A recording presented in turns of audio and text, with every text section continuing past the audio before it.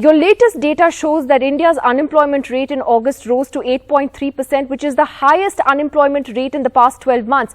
Now, what is the primary reason for this? Because we're talking about this at a time when people are facing the double whammy of joblessness along with high food inflation. Well, that's true. The combination of the two is called the misery index. So the misery index, the combination of inflation and unemployment, is rising.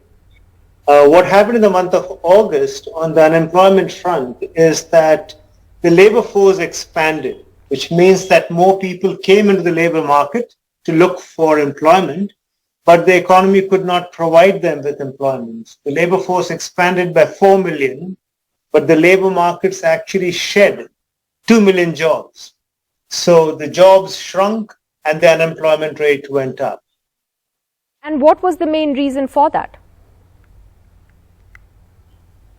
That's a little more difficult to explain. It's too early. We get these headline numbers on a monthly basis, but an explanation of that will take a little longer to find out. But all I can say is that the story in the earlier months was that the rains had failed, and therefore agriculture could not absorb as many jobs as it usually does during the monsoon times. But what happened in the month of August is, while agriculture did shed some jobs, salaried jobs also came down. So that it looks like there was a larger kind of stress in the economy that seems to have been under play. And are you therefore then more concerned about the rural sector? I mean, you made a mention of it just now, the fact that uneven rain, etc., could impact it more deeply?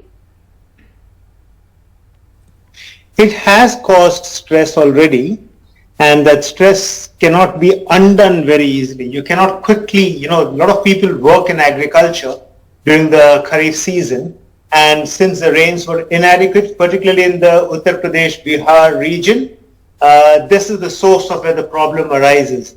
I'm not very concerned about this in the sense that these things do happen. Employment does go up and down a little bit. So I think we will adjust around this. This is not like a calamity or a crisis. This is a slow burning, insidious kind of a problem where the employment is not rising and unemployment kind of remains elevated.